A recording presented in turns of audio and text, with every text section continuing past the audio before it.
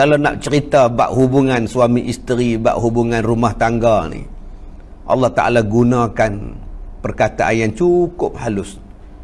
Misalnya Allah Ta'ala gunakan perkataan hunna libasul lakum wa antum libasul lahun. Mereka itu adalah pakaian kepada kamu dan kamu adalah pakaian kepada mereka. Allah gunakan perkataan libas menggambarkan hubungan suami isteri ini, hubungannya ialah pakaian, saling lengkap, saling menutupi di antara satu sama lain. Allah Ta'ala gunakan perkataan yang cukup murni nak menggambarkan hubungan rumah tangga ni, tuan-tuan. Sebab itu bila dia sebut di sini, bagaimana kamu nak ambil balik pemberian kamu kepada isteri kamu sedangkan kamu pernah bersatu, sampai hati kamu mengambilnya kembali, padahal sudah sekian lama kamu bersuami isteri di antara satu sama lain. Allah gunakan perkataan berpadu. Mana perkataan tu? Dia tak macam kita ni tuan-tuan, atas alasan macam-macam kita gunakan perkataan. Ada yang menggunakan perkataan, memang bahasa kami memang macam ni, bahasa kami memang kasar, ustaz. Kan, hari ni kalau nak menghalalkan sesuatu perkataan, kita menggunakan lorat daerah, lorat negeri, dengan kita mengatakan bahawa memang kami sini biasalah sebut-sebut macam ni, biasa, tak ada apa, kiram tak ada apa sini. Tak ada apa tu bagi hang, bagi orang lain ada apa. Sebab tu kita bukan bercakap untuk kita bercakap untuk semua. Mana perkataan yang tidak sesuai, mana perkataan yang tidak elok, tak payahlah kita terbitkan walaupun itu adalah bahasa kita. Ya, macam orang putih lah, dia gunakan perkataan-perkataan kotor. Itu bahasa dia. Takkan kita nak tiru. Kita nak tiru bahasa Quran. Kita nak ambil bahasa Nabi Muhammad. Kita nak ambil bahasa Al-Quran, bahasa Allah. Yang Allah gunakan. Dan dalam Al-Quran, bukan Allah tu betul-betul dalam bahasa Arab, tidak. Maksudnya Allah menurunkan Al-Quran itu di dalam bahasa Arab, bahasa Al-Quran yang begitu cantik. Maka kita ambillah daripada pengajaran yang Allah Ta'ala ajar kepada kita, iaitu bahasa Al-Quran yang cukup halus, yang cukup sopan, ya, di dalam kitabullah Al-Quranul Karim. Baik, kemudian telah engkau pakai dia dan telah dipakainya engkau. Itu baru huraian daripada kita. Huraian daripada kita. Alif, kalau boleh kita rendahkan sikit. Baik, jadi kata dia, engkau dah pakai dia dan dia pun dah pakai engkau. Itu bahasa orang kita tu agak, orang kata lagi di Ustaz slow sikit, okey. Kita nampak Ustaz. Sebab tu Allah gunakan perkataan yang cukup lembut di dalam ayat yang kita bacakan tadi. Bahasa yang Allah Ta'ala gunakan menggambarkan kepada kita waqad afdah, ya, perkataan yang begitu halus. Kamu dah bersatu dengan dia, apa lagi yang kamu nak ambil pemberian kamu pada dia? Masing-masing duk pakai di antara satu sama lain. Tidakkah engkau ingat bahawa sekian lama engkau berkasih mesra dengan dia, engkau sebagai suami dan dia sebagai perempuan isteri? Apalah harganya barang-barang itu kalau nak diingatkan kembali bahawa suri isterimu telah kau ambil, sari isterimu telah kau ambil. Apatah lagi akan menjadi dosa yang lebih mengejutkan jika kelak barang-barang itu akan hadiahkan pula kepada isterimu yang baru. Sebab itu Allah Ta'ala dia buka minda kita, dia buka pemikiran kita. Dengan isteri ni apa yang tak kongsi? Ada suami tuan-tuan kongsi seluar dalam dengan isteri, buat dah. Terus kendor, terus seluar. Yang dia tak kongsi baju dalam, tuan. Tak gamak dia nak kongsi. Yang lain daripada berus gigi dia kongsi, kentuala dia kongsi, bantal tilam dia kongsi. Perkongsian hidup.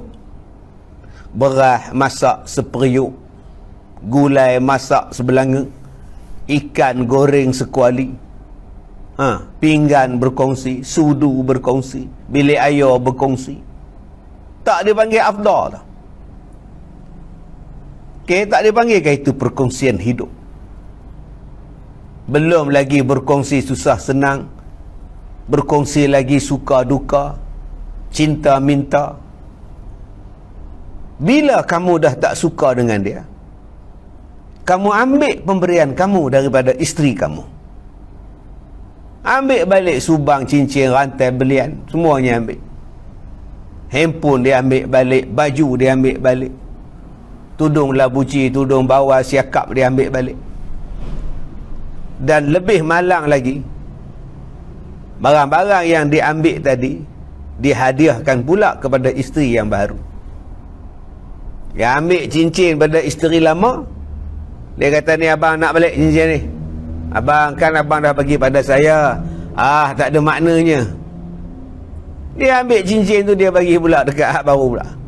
Inilah kasih sayang abang pada engkau. Udah pakai pula maklum tu pula. Padahal dulu yang hak nombor 1, dia tinggal yang nombor 1, dia pergi ambil, dia bagi pula yang nombor 2. Yang ni tuan-tuan, ismam mubina, kata Allah. Buhtanan, mengejutkan, wa ismam mubina, dan satu dosa yang besar yang kau buat kepada isteri kau. Baik, kemudian dan ditambah lagi oleh Allah Ta'ala dengan peringatan yang lebih mendalam. Kenapa yang Allah Ta'ala melarang suami-suami mengambil balik pemberian isteri, pemberian kamu pada isteri kamu? Allah Ta'ala melarang dia ambil sebab apa? Sebab kata Allah, dan telah mengambil daripada kamu janji yang berat. Allah Ta'ala sebut di hujung ayat 21 ini bahawa wa akhazna minkum mitsaqan ghalidha, dan telah mereka ambil daripada kamu mitsaqan ghalidha, satu perjanjian yang berat. Memang setengah orang yang hendak mendirikan rumah tangga, terutama pada zaman moden ini, telah mengikat janji terlebih dahulu bahawa mereka akan sehidup semati. Itu perjanjian, di antara perjanjian yang kita sebut. Tak kira lah tuan-tuan buat perjanjian tu di mana. Ada yang buat perjanjian dekat pokok getah, di torehnya pokok getah tu, habis rosak pokok getah Pak Leman, buat love lah, Ipin dan Ica, buat lambang tu, sehidup semati. Abang janji tau jaga saya. Abang jaga tau, saya tak kasih pada orang lain, saya kasih pada Abang Ipin je. Semua orang nak kat Ica, Ica tolak. Hari tu Ustaz Kazim pun nak kat Ica, Ica pun tak nak kat Ustaz Kazim. Ica nak dekat Ipin je.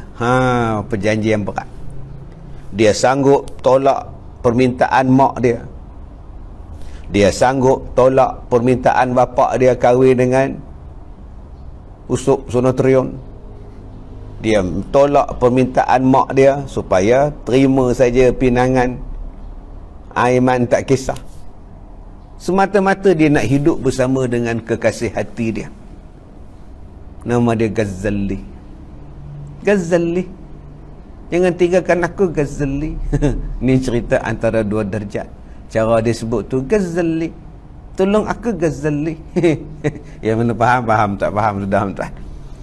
Perjanjian dia, itu perjanjian sehidup semati tu, waktu bercinta lagi. Bahkan perjanjian ketika akad nikah, perjanjian yang dimaksudkan dengan nikah kahwin tu, kamu dah ikat dia. Ikat di sini maknanya jadi isteri, dah tak boleh nak menikah dengan orang lain, tak boleh nak buat apa dengan orang lain dah. Suami aku ya, ketaatan pada engkau ya.